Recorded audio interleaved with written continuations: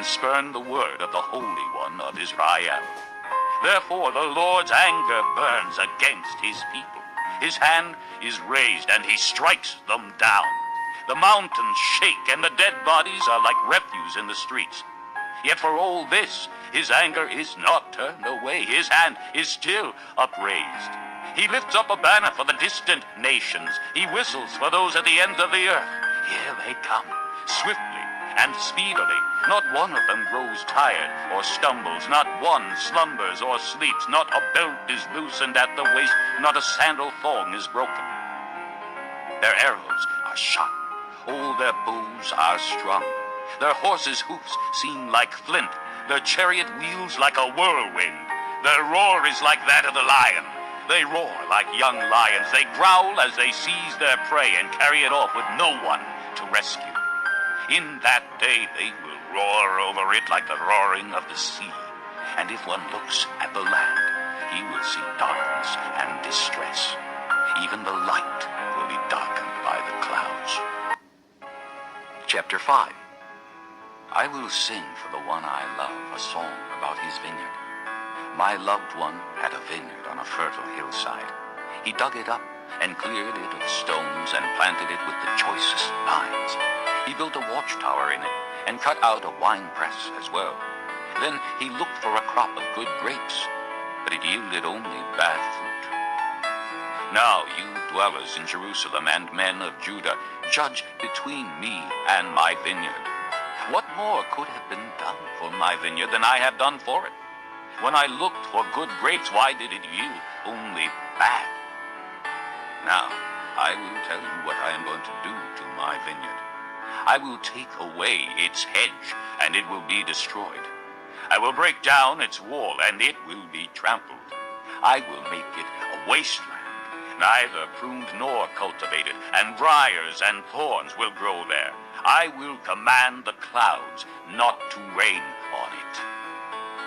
The vineyard of the Lord Almighty is the house of Israel, and the men of Judah are the garden of his delight. And he looked for justice, but saw bloodshed, for righteousness, but heard cries of distress.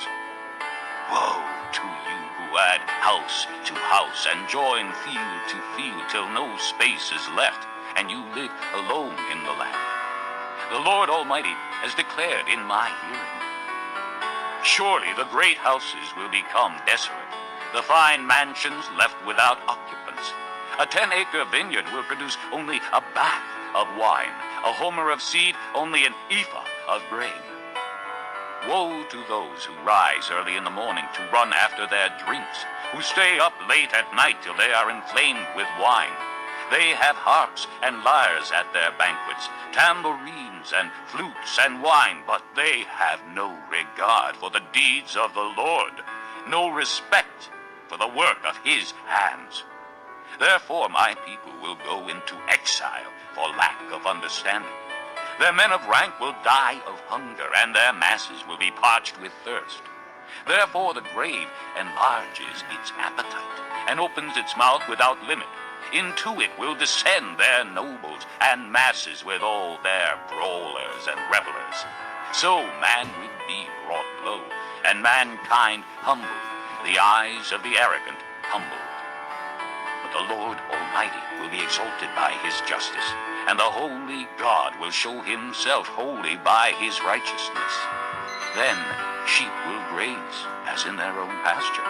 Lambs will feed among the ruins of the rich. Woe to those who draw sin along the cords of deceit and wickedness as with cart ropes. To those who say, let God hurry. Let him hasten his work so we may see it. Let it approach. Let the plan of the Holy One of Israel come so we may know it. Woe to those who call evil good and good evil, who put darkness for light and light for darkness, who put bitter for sweet and sweet for bitter. Woe to those who are wise in their own eyes and clever in their own sight. Woe to those who are heroes at drinking wine and champions at mixing drinks, who acquit the guilty for a bribe but deny justice